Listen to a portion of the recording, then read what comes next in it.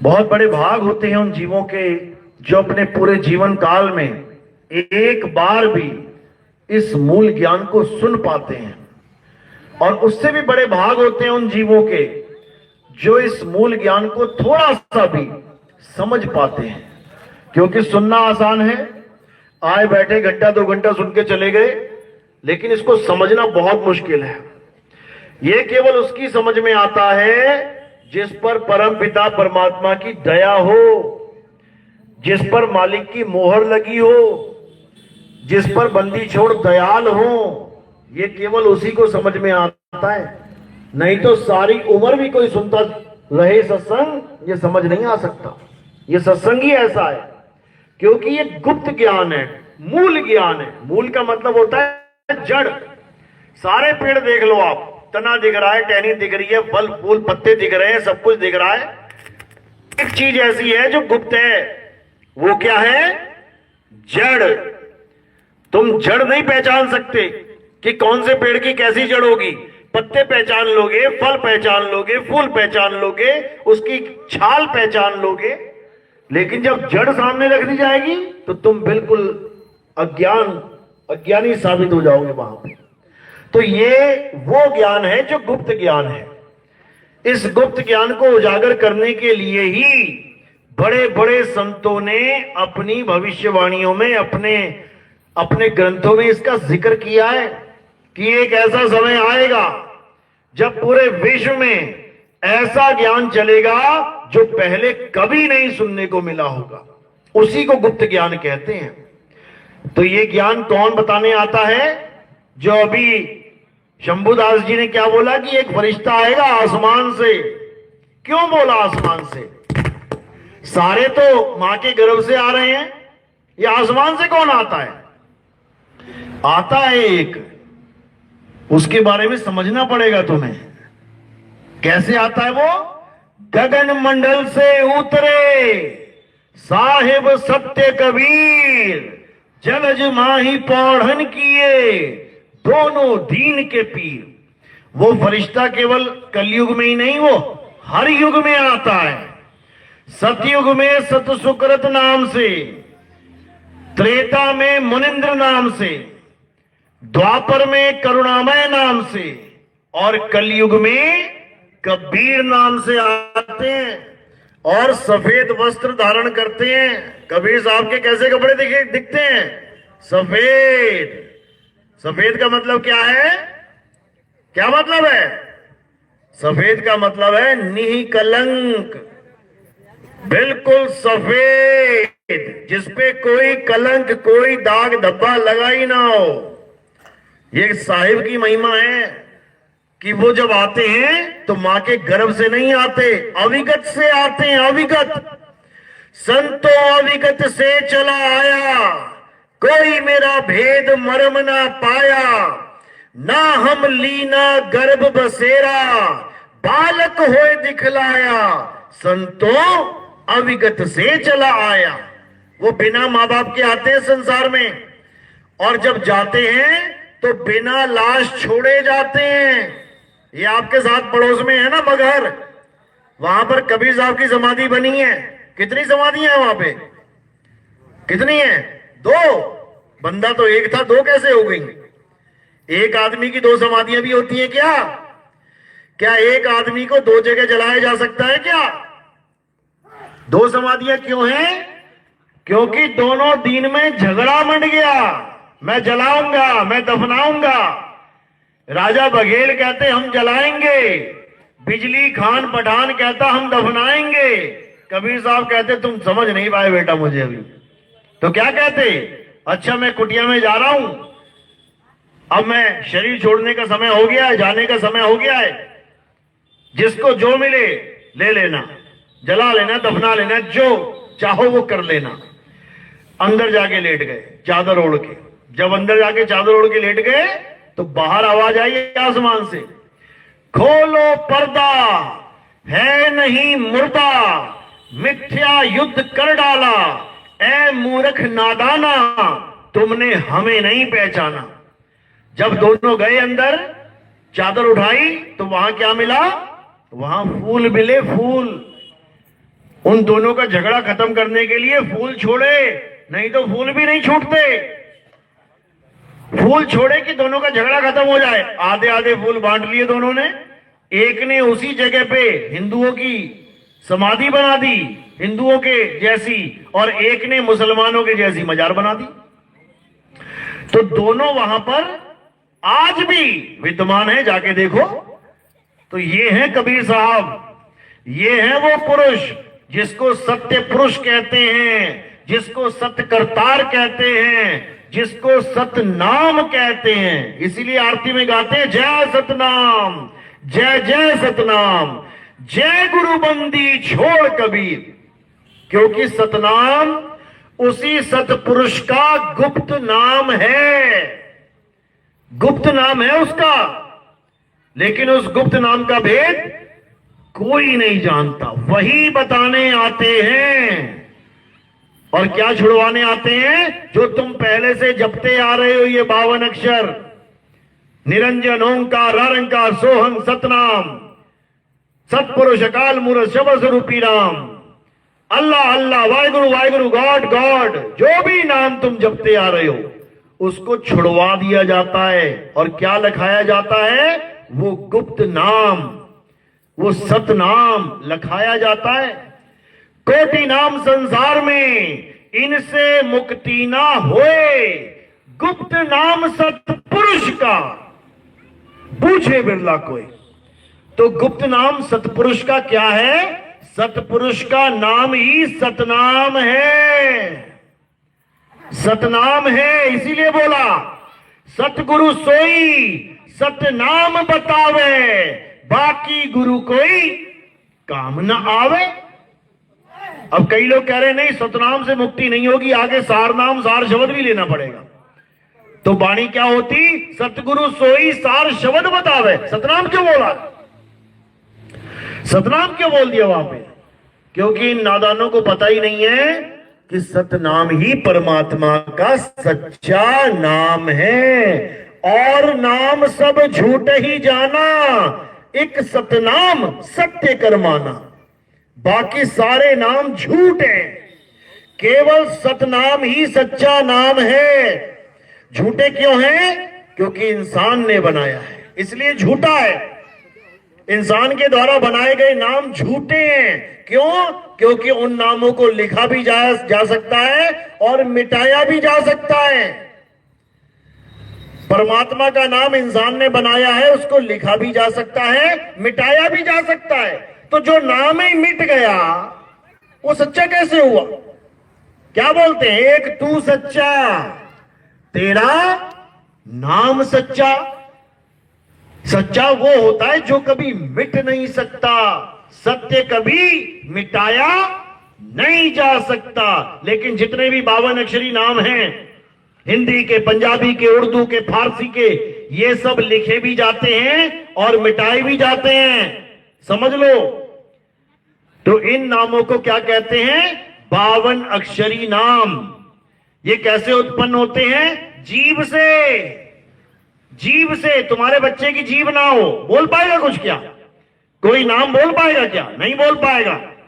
तो सारे नाम कैसे बोले जा रहे हैं? जीभ से। 52 अक्षर जीभ आधारा, आदि अक्षर जीभ्या से न्यारा, वाही को सत सिमरण कहिए। सत सिमरण मतलब सच्चा सिमरन, सच्ची भक्ति। 52 अक्षर की भक्ति सच्ची भक्ति नहीं है। 52 से परे सतनाम की भक्ति सच्ची भक्ति है।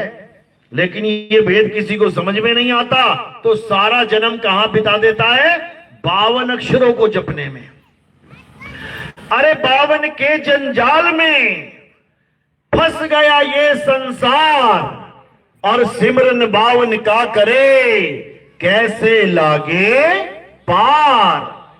52 को जप जप के जपी बन गया, तपस्या कर करके तपी बन गया, घर बार छोड़ के सन्यासी बन गया, लेकिन आत्मज्ञानी नहीं बन पाया।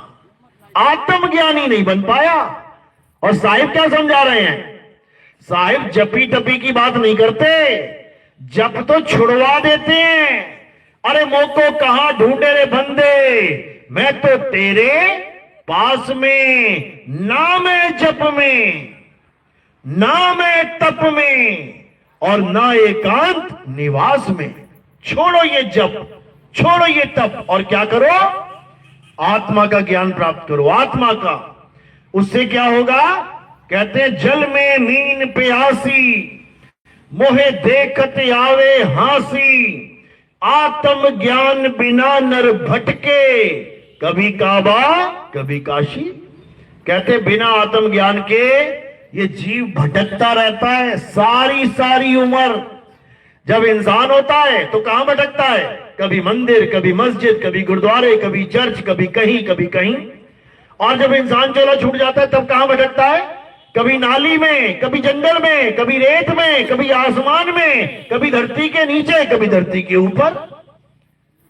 84 में भटकता है जाके, भटकता भटकता भटकता भटकता 84 लाख योनियां पार कर जाता है, तब जाके फिर एक बार नंबर मिलेगा। ये इंसान जन्म का वही नंबर मिला हुआ है तुम्हें।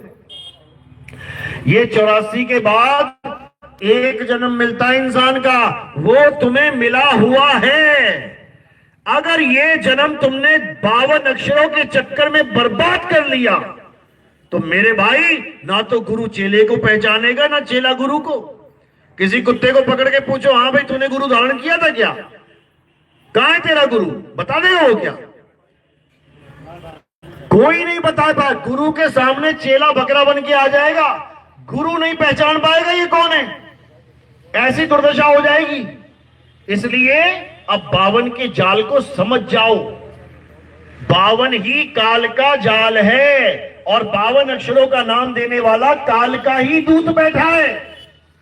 सतयुग त्रेता द्वापर में बड़े बड़े राक्षस आए, बड़े बड़े राक्षस। ये कलयुग में कहां चले गए? ये कौन सी फैक्ट्री थी जो 3 युग तक राक्षस बनाती रही, कलयुग में बंद हो गए? कहां चले गए राक्षस? यही है तुम्हारे बीच में, लेकिन तुम्हें पता नहीं लग रहा है।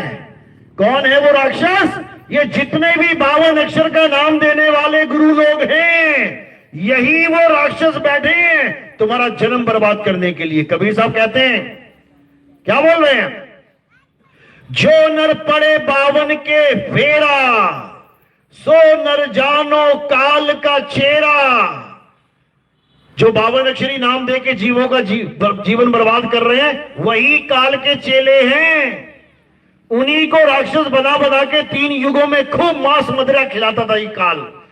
और क्या करता था? जीवों की हत्याएं करवाता था, मारो मारो इन लोगों को। और चौथे युग में क्या करता है? इनको खूब बड़ी बड़ी गद्दियां सजा सजा के देता है, खूब जमीनें देता है, खूब भंडारे भर देता है, बड़े बड़े आश्रम बना के देता है। लाखों लोग आए, फ्री में रोटी खाएं और काल के मुंह में जाएं। ये ऐसा खेल खेलता है।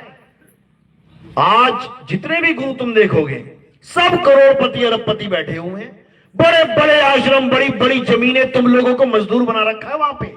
तुमसे खेती बाड़ी करवा रहे हैं, तुमसे भवन बनवा रहे हैं, तुमसे रोडे बनवा रहे हैं। अरे तुम यहां पे ये काम करने आए थे क्या?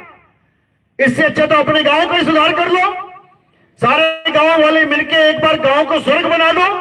वो बाबा के चक्कर में पड़े हुए उसके आश्रम को तुमने महास्वर्ग बना डाला, और अपना गांव नरक बना हुआ है। समझो, यहां तुम ये काम नहीं करने आए हो। तुम्हें कुदाली चलानी है, अपने गांव वालों के लिए चलाओ।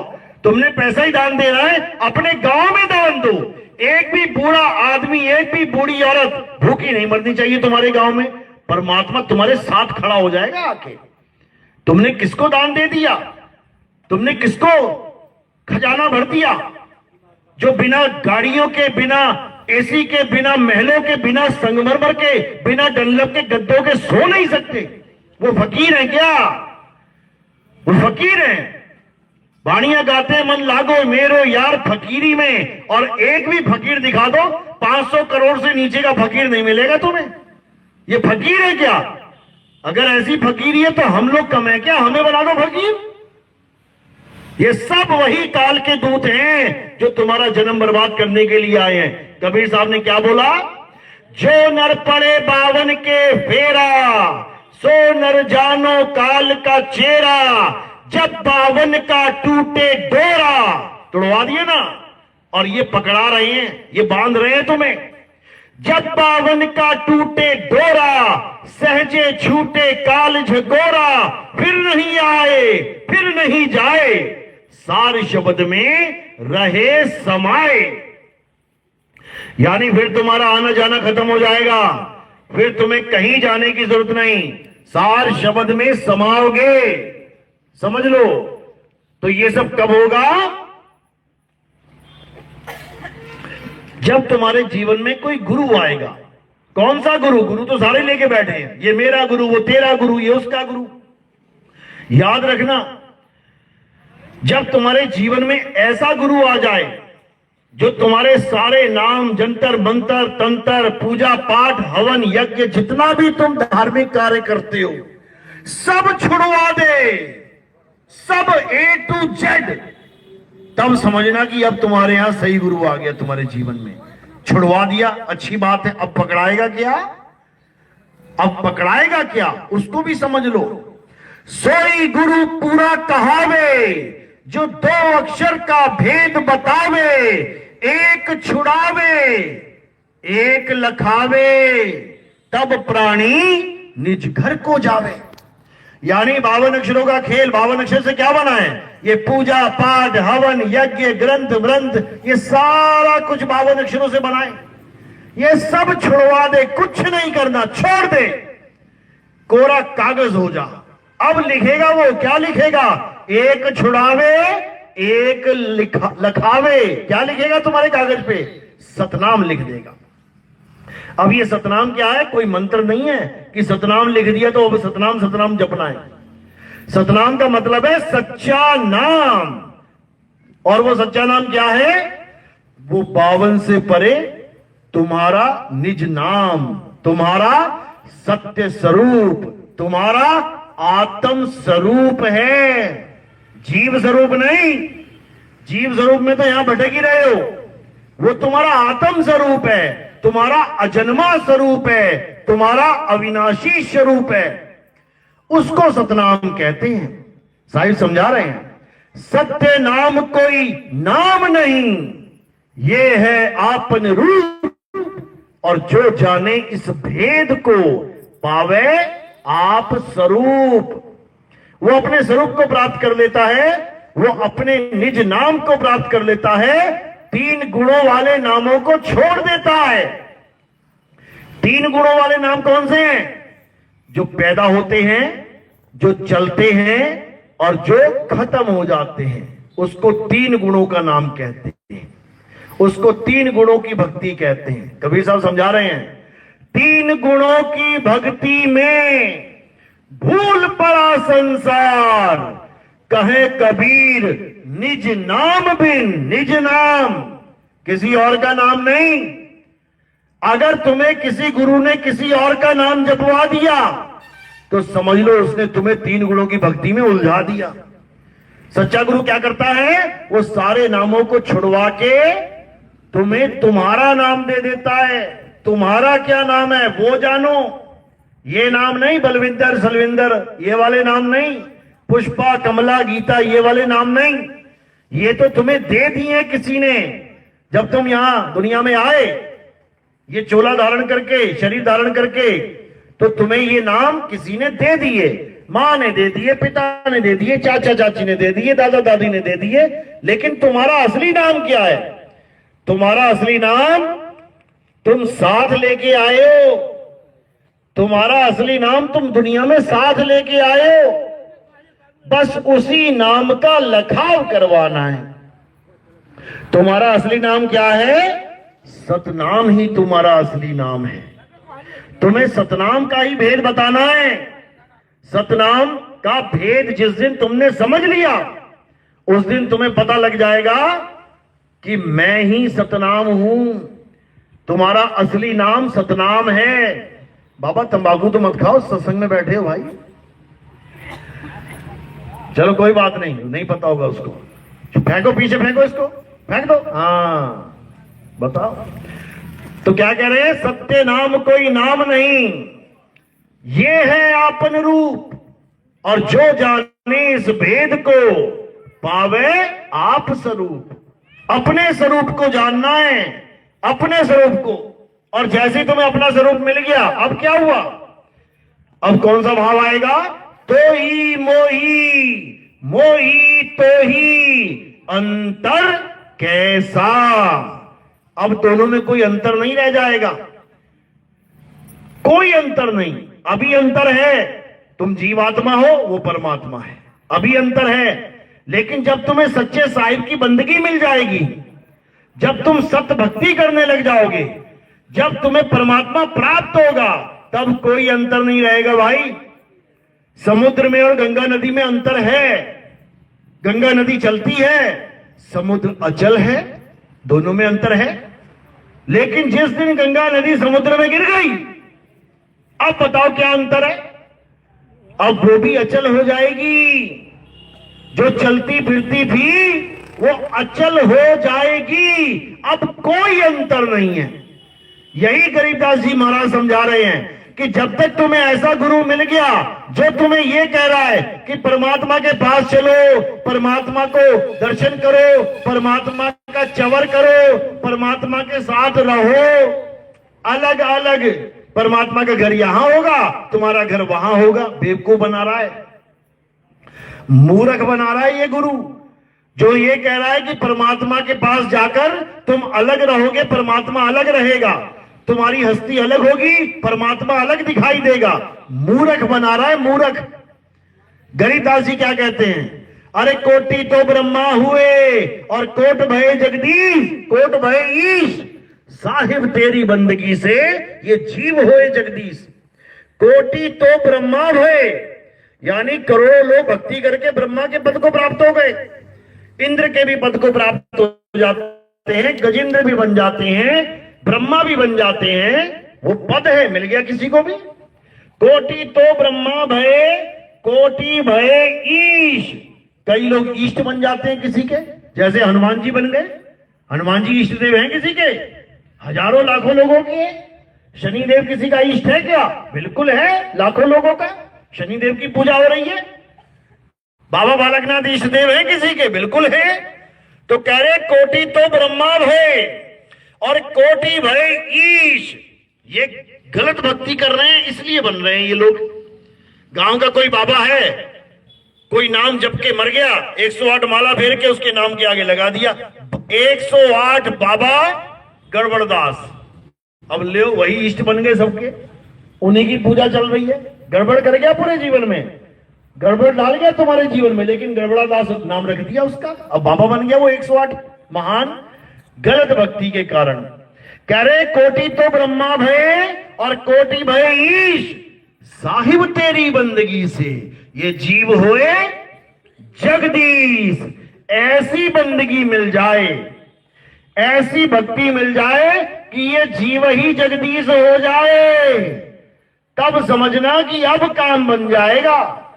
जब ये नदी समुद्र में मिल जाए, एकदम एक हो जाए, फिर दो ना कर पाए कोई, फिर ये ना कहे कि समुद्र इधर खड़ा है और गंगा नदी इधर खड़ी है, इसका मतलब मिलन नहीं हुआ। यही कबीर साहब समझा रहे हैं।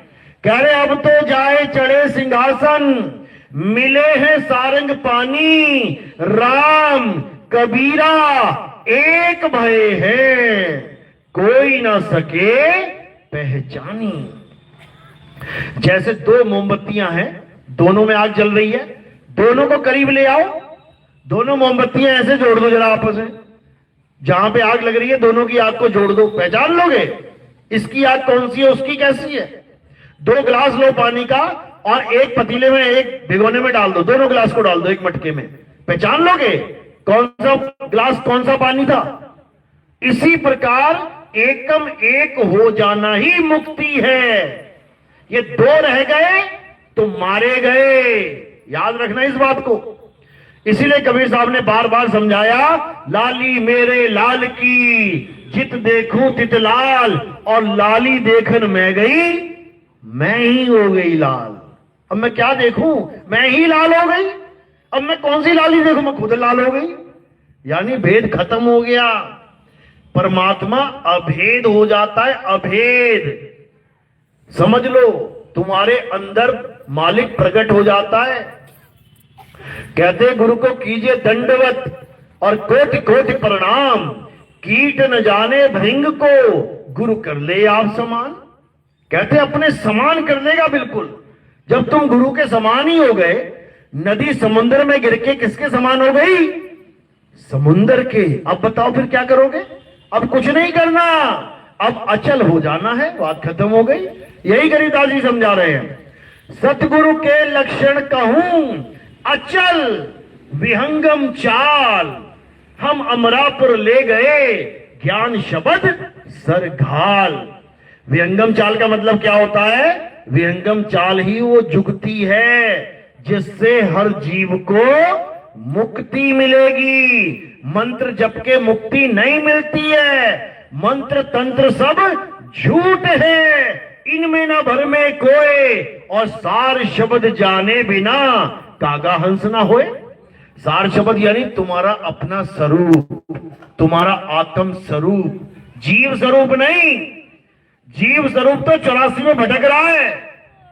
जग में जीव अनंत न जाने पीव को, बहुत कहा समझाए 84 के जीव को। जीव स्वरूप नहीं, आत्म स्वरूप, जिसकी महिमा कृष्ण जी गीता में गा रहे हैं। हे अर्जुन, ये आत्मा ही परम सत्य है, ये आत्मा अजन्मा है, ये आत्मा अडोल है, ये आत्मा अचल है, ये आत्मा पुरातन है। हे अर्जुन, ये आत्मा ही सत्य सनातन है। ये नहीं बोला कि मेरा शरीर सत्य सनातन है, मेरे शरीर की पूजा करो। ये नहीं बोला पत्थर ये जितने मंदिरों में पड़े हैं ये सत्य सनातन है, इनकी पूजा करो। क्या बोले?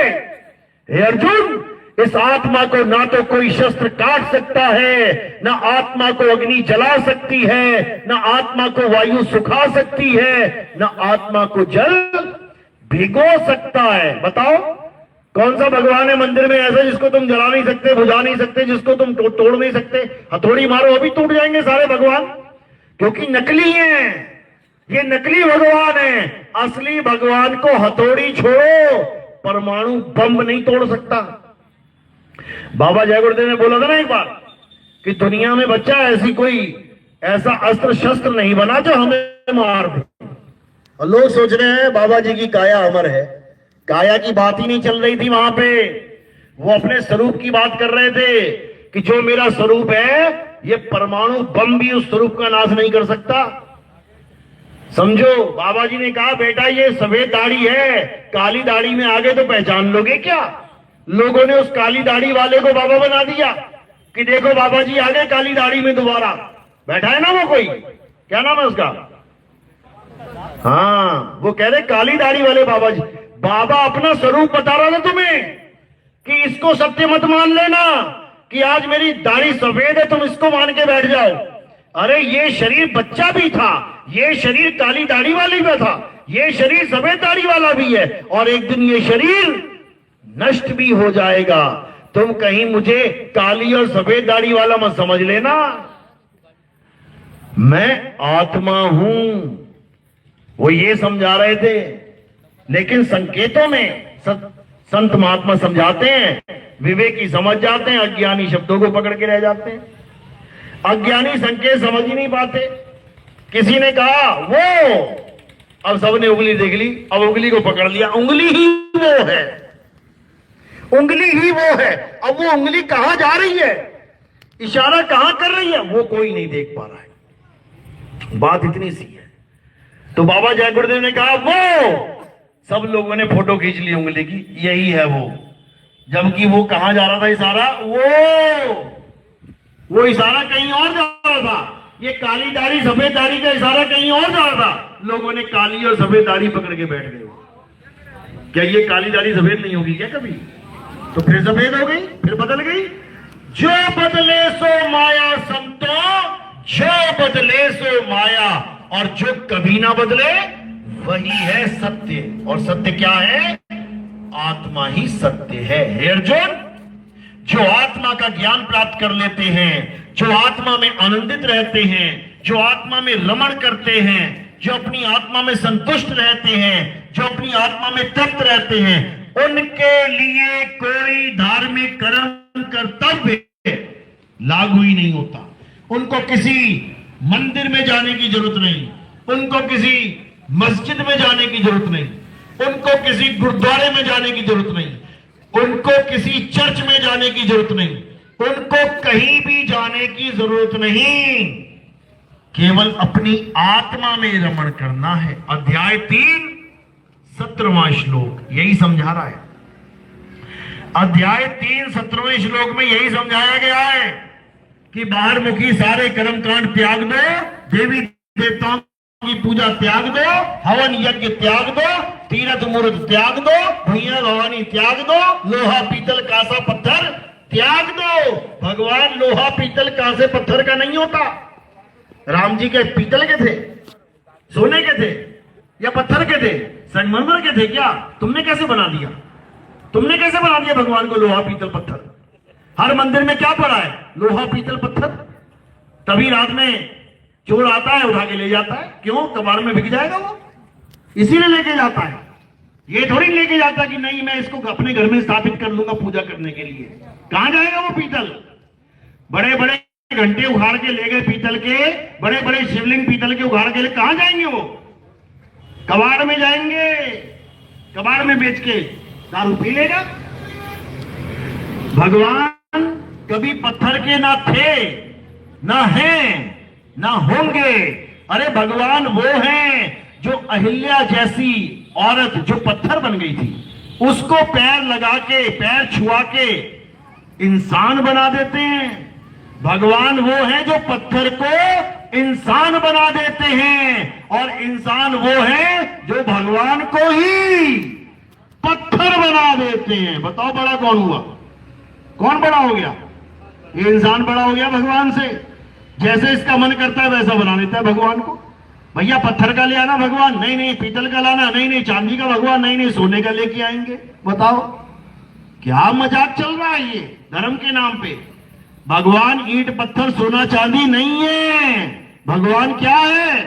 हे अर्जुन, मैं आत्मा हूं, अजन्मा हूं, नित्य हूं, शाश्वत हूं, मैं ही सत्य सनातन हूं, लेकिन मैं हमेशा अपनी माया के पीछे छुपा रहता हूं। ये जगत मुझे आदमी करके जानता है, ये सब बुद्धिहीन है। बिल्कुल स्पष्ट लिखा है गीता में, जो मुझे नर यानी आदमी की तरह समझता है वो निपट मूर्ख है। मैं अपनी माया के पीछे सदा छिपा रहता हूं, अव्यक्त रहता हूं, इसलिए मुझ अजन्मे को, मुझ अविनाशी को कोई नहीं जान पाता। समझो, तो वो माया के पीछे छुपे रहते, तुम नहीं छुपे हो क्या? तुम भी छुपे हुए हो बेटा, तुम भी इसी काया माया के पीछे छुपे हुए हो। तुम ओढ़ के बैठे हो काया और छोड़ के चले जाते हो काया। ना तुम्हें कोई देख पाता है, ना तुम्हें जाता।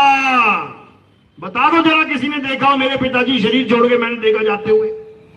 लिखते हो, बोलते हो मेरे पिताजी शरीर छोड़ गए, तो तूने देखा जाते हुए? नहीं देखा तो नहीं, तो छोड़ कैसे गए?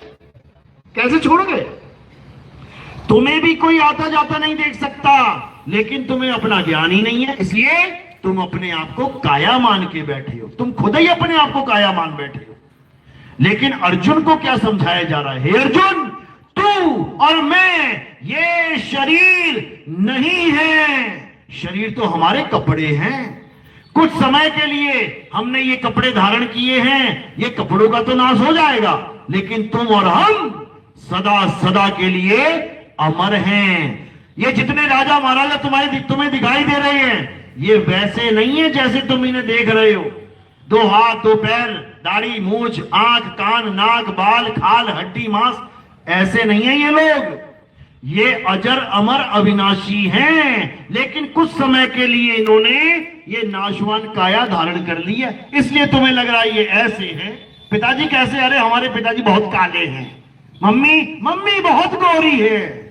ना पिताजी काले हैं, ना मम्मी गोरी है, पिताजी का पिंजड़ा काला है, मम्मी का पिंजड़ा गोरा है, ये दोनों पिंजड़े यहीं रह जाएंगे, मिट्टी में मिल जाएंगे, लेकिन ना तो पिताजी मिट्टी में मिलेगा और ना तुम्हारी माता जी। जिस दिन तुम्हें ये बात समझ में आ गई, उस दिन तुम ये भी कहना बंद कर कि मेरी मम्मी मर गई, मेरे पिताजी मर गए। क्या कहते हैं? पिताजी का देहांत हो गया। क्या बोला? देहांत। देहांत का मतलब क्या होता है? देह का अंत। पिताजी का अंत थोड़ी नहीं हो गया। तोता पिंजरा छोड़ के उड़ गया तो तोता मरा कि पिंजरा मरा? पिंजरा मरा। तो जब तुम क्रियाक्रम करवाते हो तो किसकी मुक्ति करवाते हो? तोते की कि पिंजरे की?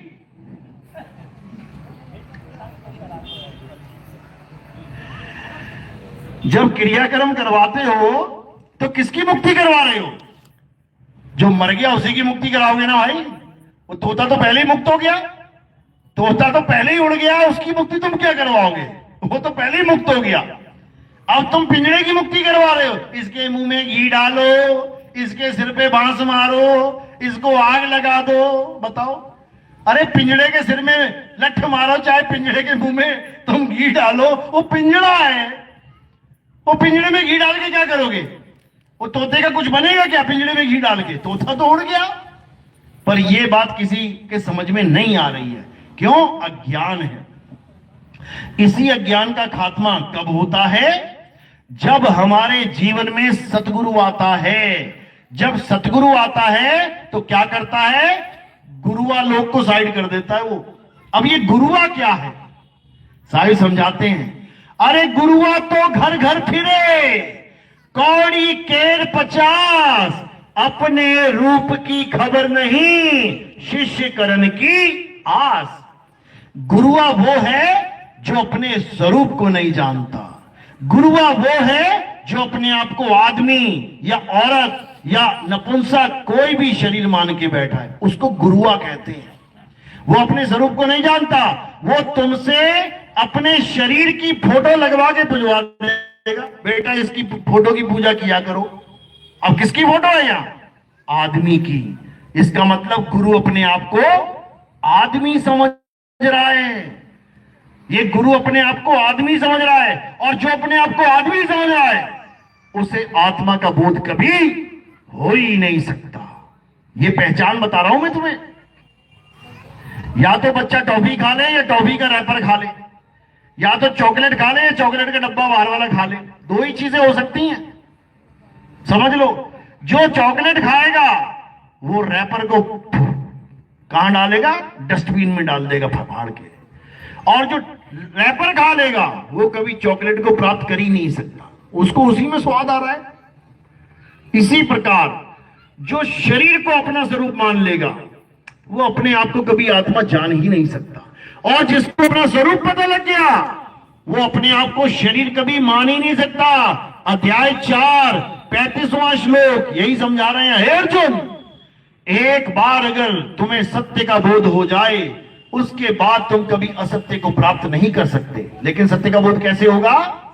जब तुम्हारे जीवन में सतगुरु आएगा। वो क्या करेगा? हे अर्जुन, अध्याय 4 34वां श्लोक। हे अर्जुन, अगर तुम सत्य को प्राप्त करना चाहते हो, अगर तुम सत्य को जानना चाहते हो, तो ऐसे तत्वदर्शी संत की शरण में जाओ जिसने सत्य को जान लिया है। वो तुम्हें मंत्र जंत्र नहीं जपवाएगा, वो तुमसे पूजा पाठ नहीं करवाएगा, वो तुमसे हवन यज्ञ नहीं करवाएगा। वो तुमको केवल और केवल तुम्हारी आत्मा का ज्ञान समझाएगा, तुम्हें तुम्हारा आत्मा का बोध करवाएगा, और उसी आत्मा में परमात्मा का वास है। तब जाके तुम अपनी आत्मा में परमात्मा को अनुभव करोगे। कौन करेगा अनुभव? जीव करेगा। कहां करेगा? आत्मा में करेगा। इसीलिए कबीर साहब बार बार समझा रहे हैं, ज्यों तिल माही तेल है और ज्यों चकमक में आग, तेरा साईं तुझ में है, जाग सके तो जाग। तेरा साईं तुझ में है, मुझ में, ना कि मेरी काया में, मुझ में, ना कि मेरे मन में, मुझ में, ना कि मेरी माया में, मुझ में यानी आत्मा में, क्योंकि मैं आत्मा ही हूं, लेकिन अपने आप को भूला बैठा हूं, इसलिए जीव कहला रहा हूं। अरे भूल के कारण जीव कहाया, भूल की मरम न जाना। सतगुरु मिले, सतगुरु भेंटे मिले पारखी, पारख पद दिखलाना, संतो देखो ये जग बौराना। यानी जब गुरु मिल गया पारखी, परख कराने वाला, तो फिर ये नकली ज्ञान नहीं रहेगा तुम्हारे पास। तुमने खूब पीतल इकट्ठा कर लिया, खूब पीतल, सोना समझ समझ के, और चले गए तुम एक दिन सुनार के पास। अब जब तुमने वहां पे टेस्ट करना सीख लिया कि कैसे टेस्ट किया जाता है, और घर में जाके जब टेस्ट करने लगे तो सारा कबाड़ी निकलेगा, ये पीतल, सोना नहीं निकलेगा। फिर इसको तुम सजा सजा के नहीं रखोगे, बचा बचा के नहीं रखोगे, फिर ऐसे ही रख दोगे कहीं भी। सोने की अंगूठी और पीतल की अंगूठी का हश्र क्या होता है पता है? पीतल की अंगूठी तुम्हें कहीं भी पड़ी मिल सकती है पूरे घर में, कहीं शेल्फ पे पड़ी मिल जाए, कहीं मिल जाए, कहीं मिल जाए। और सोने की अंगूठी वो कहां मिलेगी? वो तुम्हारे लॉकर में पड़ी होगी। नकली हीरे का हार तुम बाजार से ले आए, वो कहीं भी मिल सकता है तुम्हें, कहीं पड़ा होगा, लटका दिया कपड़ों के साथ खूंटी में। लेकिन जो असली हीरो का हार होगा वो कहां मिलेगा? वो लॉकर में मिलेगा तुम्हें। इसी प्रकार जो नकली इनाम है वो कहां मिलेगा? तुम्हारे मुंह में मिलेगा। जितने मर्जी बोलते रहो, इस सुबह से शाम तक नाम ही तो बोल रहे हो।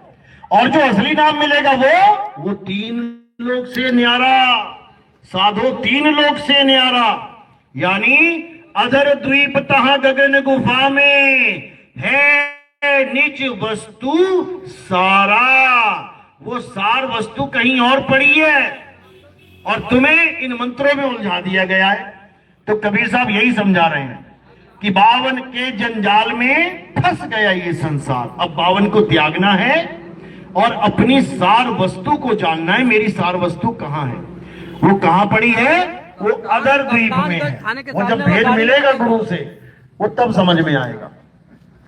तो इसी को समझना है, तभी कल्याण होगा। नहीं तो जन्म जन्म के ये जितने भी कर्म हैं, इसकी वजह से मिलने वाले शरीरों का भोग करना पड़ेगा। और अगर सतनाम मिल गया तो समझ लो सारे कर्म कट जाएंगे इसी जन्म में। ज्यों ही सतनाम हृदय धरिया, भयो पाप का नाश। जैसे चिंगारी अगन की बड़ी पुरानी घास। पुरानी घास मतलब ये पुराने जन्मों जन्मों के कर्म। आप देखोगे भीष्म पितामह मार मार के तीर उसको इतना छेद दिया, उसका पलंग बना दिया तीरों से।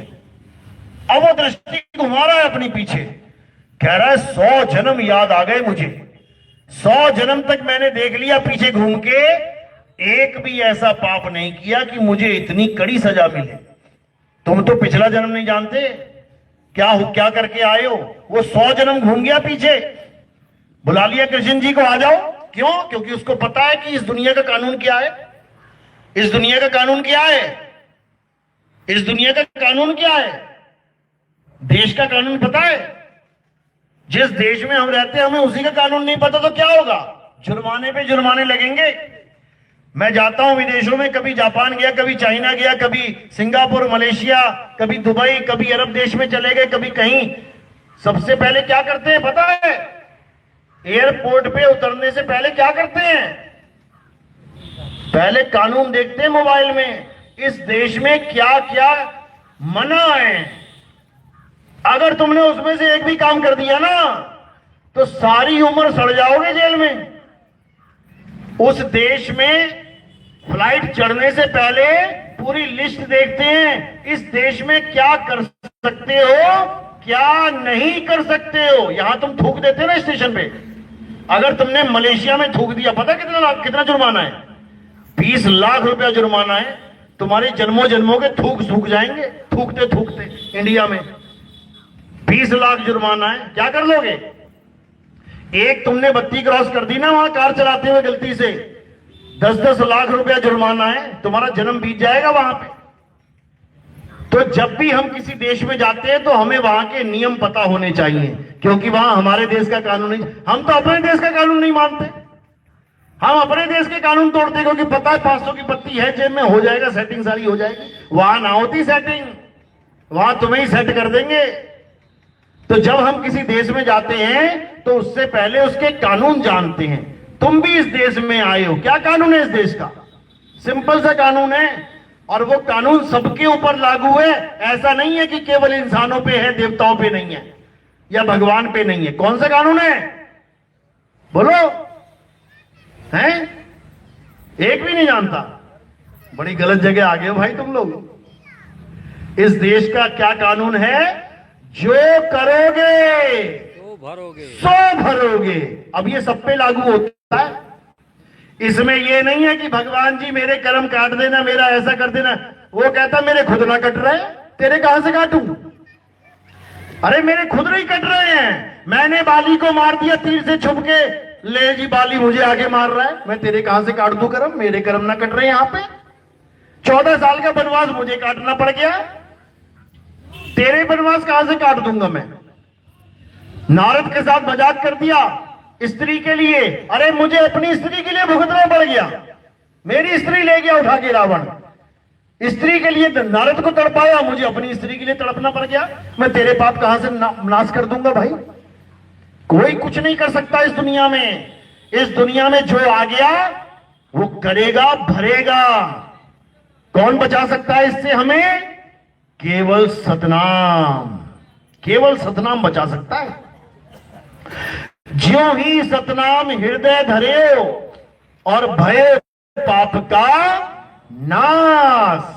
जैसे चिंगारी अग्नि की पड़ी पुरानी घास, यानी पुराने पुराने जन्मों के कर्म घास के ढेर लगे हुए हैं, पहाड़ बने हुए हैं सूखी घास के। तुमने जाके एक तिल्ली लगा दी, बस एक तिल्ली लगा दी सतनाम की, तो क्या हो जाएगा? सारा स्वाहा हो जाएगा। पता भी नहीं लगेगा यहां कभी ये पहाड़ खड़ा था कि नहीं खड़ा था, क्योंकि ये सतनाम का खेल है सारा। जहां सतनाम आ जाए वहां कर्मों का खेल खत्म हो जाता है। लेकिन तब जब हम अटल होके सतनाम की भक्ति करते हैं तो क्या करना है? अब असत्य नाम को त्याग देना है। असत्य नाम मतलब नकली नाम, कृत्रिम नाम, झूठे नाम। मुंह से निकाल के कुछ दे दूं, खाएगा कोई क्या? क्या बोलेगा? अरे झूठा है, झूठा है, झूठा है। मुंह से निकली चीज झूठी है, झूठी है, झूठी है। तो ये नाम कहां से निकल रहे हैं? नाम भी थूक में से लग लग के निकल रहे हैं। कोई भी नाम बोलो, जुबान लग रही है कि नहीं लग रही है? थूक लग रहा है कि नहीं लग रहा है? तो ये सब झूठे नाम हैं। सच्चा नाम क्या है? जिसमें थूक नहीं लगता। ये थूकिए नाम है, थूकिए। और वो सत्य नाम है, वहां थूक नहीं पहुंचता। वो बिना थूक के चल रहा है, वो बिना मुख के चल रहा है। जहां लग बाणी मुख पर गासा, तहां लग काल करे सब घरासा। जहां तक ये बोलने जाने वाले अक्षरों को जीभ पकड़ के बैठा है, वहां वहां काल सफाया कर देगा तुम्हारा। और जो अबोल को जान जाता है, अडोल को जान जाता है, उसके लिए क्या बोला? सार शब्द आय जय विधि हाथा, तेहि विधि काल नवावे माथा। अभी तुम्हें समझ में नहीं आ रही है बात? अभी नहीं समझ में आ रही है कि काल खाएगा किसे? जो नाम जपेगा उसको खाएगा। और काल किसके आगे झुक जाएगा? जो नाम को सिमरेगा उसके आगे झुक जाएगा। अब नाम जपना और नाम का सिमरन करना ये एक है कि अलग अलग है? बस इसको समझना है। अज्ञानी गुरु नाम जाप को ही सिमरन बना के बैठे हुए हैं। सिमरन शब्द कहां से आता है? स्मरण से। स्मरण, स्मरण का मतलब जाप नहीं होता। स्मरण का मतलब क्या होता है? याद करना। स्मरण करो, अपने माता पिता को स्मरण करो, अपने गुरु को स्मरण करो। स्मरण करना, याद करना। मेरी स्मरण शक्ति बहुत तेज है, यानी मेरी याददाश्त बहुत तेज है। मेरे जाप तेज नहीं है कि मैं बहुत तेज जप सकता हूं। राम राम राम राम राम राम राम राम राम राम करने वाला भूला हुआ है। मेरा चश्मा कहां रख दिया मैंने?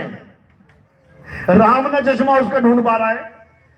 जपना अलग चीज है, याद करना अलग चीज है। हमने नाम नहीं जपने हैं, हमने अपने सत्य स्वरूप को याद करना है। जब हमें वो याद आ जाएगा तब समझ जाना काम बन गया। अब सारे कर्म खत्म हो जाएंगे। क्यों? क्योंकि हे अर्जुन, ये आत्मा अकर्ता है। ये आत्मा कभी कुछ नहीं करता। कौन करता है फिर? ये मन, माया, तीन गुण, यही प्रकृति के सारे काम करते हैं। आत्मा अकर्ता है। लेकिन ये आत्मा, जीवात्मा भूला बैठा है, अपने आप को कर्ता मान रहा है, इसीलिए फंसा पड़ा है। नानक साहब समझा रहे हैं, जब लग जानू मैं हूं करता, तब लग गर्भ जून में फिरता। जब लग जानू बैरी मीत, तब लग निहिचल नाही चीत। कहते जब तक मैं अपने आप को कर्ता मान रहा हूं, मुझे भुगतना पड़ेगा। पुलिस वाले आए, कोई काम हो गया, कांड हो गया कोई, हाँ भाई किसने किया, ये किसने किया? अरे सब मैंने किया। तूने किया? आजा बेटा, तुझे आजा, लेके चले तुझे। समझो, कहने का मतलब इस दुनिया में तुम्हें भोग इसलिए भोगना पड़ता है क्योंकि तुम अपने आप को कर्ता मान बैठे हो, कर्ता मान बैठे हो। और अगर तुम कहो भैया मैंने कुछ नहीं किया, मैं कुछ नहीं जानता, मैंने कुछ नहीं किया, कुछ नहीं किया, तो फिर कुछ नहीं किया। लेकिन ये कैसे कहेंगे कुछ नहीं किया? जब हम अपने सत्य स्वरूप को जान जाएंगे तब हम कह पाएंगे मैंने आज तक कुछ किया ही नहीं। तब जाके ये बंधन टूटेगा, नहीं तो नहीं टूटेगा। और ये ज्ञान कब होगा? जब तुम्हें ऐसा वकील मिल जाएगा जो तुम्हें कहेगा बस तुम ये कहते रहना जज साहब के सामने कि जज साहब मैंने कुछ नहीं किया, मैंने कुछ नहीं किया, बाकी मैं संभाल लूंगा, बाकी मैं संभाल लूंगा। दो प्रकार के वकील होते हैं, पता है ना? एक वकील होता है सच्चाई के साथ लड़ता है, जो सच्चा बंदा उसके साथ होता है। एक वकील होता है जो कांड करने वाले के साथ खड़ा होता है, उसको पता है किसने कांड किया है, उससे पूछ लेता है बेटा मुझे एक एक बात बता दे, तूने क्या, कब, कैसे बुला के, कितनी गोली मारी, कितने घूसे मारे, कहां गोली मारी, क्या किया, मुझे बता दे। अगर मुझसे छुपा लिया बेटा बचा नहीं पाऊंगा तुझे। तो वो क्या करता है, पूरी स्टोरी बता देता। अरे यार मैं भैया ऐसे जा रहा था, मेरे कट्टा लगा था यहाँ पे और उसने मुझे गाड़ी दे दी और मैंने उठा के कट्टा उसकी गोली मार दी। बता दिया ना। अब वकील दिमाग लगाएगा, अब पूरा दिमाग लगाएगा, कैसे बचाऊं, कैसे बचाऊं, कैसे बचाऊं। कोई ना कोई ऐसा जुगाड़ लगा देगा कि जज कहेगा अरे भाई ये तो यहाँ पे था ही नहीं। क्या करेगा? विदेश की टिकट दिखा देगा, विदेश के होटल का बिल लेके आ जाएगा। पुरानी फिल्में देखी है ना, यही होता था। 15 तारीख को कत्ल हुआ, वो कह रहा है 14 तारीख को तो मेरे इस बंदे ने देश छोड़ दिया था, ये 15 को देखो वहां होटल में था। अब जज देख रहा है सबूत तो है यार, अब क्या किया जाए? अब वो भी कह रहा है जज साहब मैंने कुछ नहीं किया, मैंने कुछ नहीं किया। तो जज क्या कहता है, सारे सबूतों और बयानात के मद्देनजर देखते हुए हम इसको बाइज्जत बरी कर देते हैं। तो ये है बंदी छोड़। ये मत समझना कि वो झूठ का साथ दे रहे हैं। झूठा तो ये काल है जो हमारे सिर पे सारे कर्म लाद के बैठा रखा है हमें। इसने किया, इसने किया, इसने किया। अरे कबीर साहब आके हमें निर्दोष साबित करेंगे कि तूने कभी कुछ किया ही नहीं, क्योंकि आत्मा कुछ कर ही नहीं सकती है। इसीलिए बोला तू कर ले गुरु वकील, मुकदमा भारी है। इतना तगड़ा मुकदमा लगा हुआ है तेरे ऊपर कि तू सोच भी नहीं सकता। जन्मों जन्मों के कर्म का रजिस्टर बना हुआ है, समझ लेना। ये रजिस्टर पकड़ के बैठा हुआ है हिसाब लेने वाला। तो क्या कहते हैं, जब गुरु आ जाएगा, सतगुरु आ जाएगा तो क्या होगा? अरे सतगुरु जो चाहे सो कर ही, ऊत भूत सब जम डर ही, ऊत भूत जम त्रास निवारे और चित्रगुप्त के कागज फाड़े। सतगुरु जो चाहे सो कर ही, 14 कोट दूत जम डर ही। यानी जो 14 यम हैं जीवों के पीछे लगे हुए हैं, कहते हैं वो सब डर के मारे भाग जाते हैं। ऊत भूत जम त्रास निवारे और चित्रगुप्त के कागज फाड़े। तुम्हारा जितना भी हिसाब किताब है सबके कागज फाड़ देगा वो, सबके कागज। कुछ नहीं किया, कुछ नहीं किया, बाइज्जत बरी, बाइज्जत बरी, कुछ नहीं किया और तुम निर्लेप होके निकल जाओगे। तो ये तब होता है जब तुम्हारे जीवन में आत्मज्ञानी गुरु आएगा, जो तुम्हें आत्म दृष्टि से आत्म ज्ञान देगा, तुम्हें आत्मा ही बना देगा, अमर बना देगा तुम्हें। कबीर साहब का काम यहाँ पे नाम जपवाना नहीं है, कबीर साहब का काम है तुम्हें अमर करवाना। अमर करूं सतलोक पठाऊं, ताते बंदी छोड़ कहाऊं। तो उसी बंदी छोड़ की शरण में अब आना है, समय आ गया है। अब एक झंडे के नीचे आना है, एक नाम को जानना है, एक भाषा को समझना है। बाबा जय गुरुदेव यही समझाते थे, उसका एक नाम होगा, एक झंडा होगा, एक भाषा होगी। खुद 5 नाम देते थे और महिमा एक नाम देने वाले की गा के चले गए, बताओ। लेकिन लोग समझ ही नहीं पाए, अब समझेंगे। चलो, तो आज का सत्संग यही समाप्त करते हैं। नाम दीक्षा वाले हाथ खड़े करें। पहली दीक्षा वाला कौन है? दूसरी दीक्षा वाला कोई है? सत्संग खत्म होने के बाद उस कमरे में जहां बैठे थे वहां पे आके दीक्षा हो जाएगी। तो अब आरती का समय। आरती कैसे करते हैं? हमारे यहाँ आरती किसकी होती है समझ लो। हमारे यहाँ आरती शरीर की नहीं होती है। हमारे यहाँ आरती किसी नाशवान वस्तु की नहीं होती है। हमारे यहाँ आरती किसी फोटो कैलेंडर की नहीं होती है। हमारे यहाँ आरती किसकी होती है? आत्मदेव की होती है, जो हमें ज्ञान देता है। मेरे पास आत्मा है कि नहीं है? मैं आत्मा हूं कि नहीं हूं? तो यहां पर आत्म स्वरूपी गुरु की आरती होती है। यहां काया की आरती मत समझ लेना, क्योंकि अज्ञानी जीव कभी जान ही नहीं सकता कि पंखा करंट की वजह से चल रहा है और यहां करंट की आरती होगी। ये पंखा चल रहा है ना, यहां चल रहा है ना, इसका मतलब करंट है। इस करंट की आरती होती है हमारे यहाँ। कोई गलती से ये मत समझना कि पंखे की आरती करवा रहे हैं, यानी शरीर की आरती नहीं। शरीर नाशवान है, आरती केवल आत्मा की होती है, जो हमें ज्ञान समझा रहा है। शरीर ज्ञान देता है कि आत्मा? आत्मा। शरीर ज्ञान नहीं देता। शरीर तो लाश पड़ी हुई है, ज्ञान देके दिखाए। आत्मा ज्ञान देता है, आत्मा ही गुरु है। तो उसी की आरती होती है। कैसे? ये थोड़े से फूल लेने हैं आपने और मेरे सिर के ऊपर रख देने हैं, बस इतने से ही उठाने हैं, भर भर के नहीं, इतने से उठाने हैं।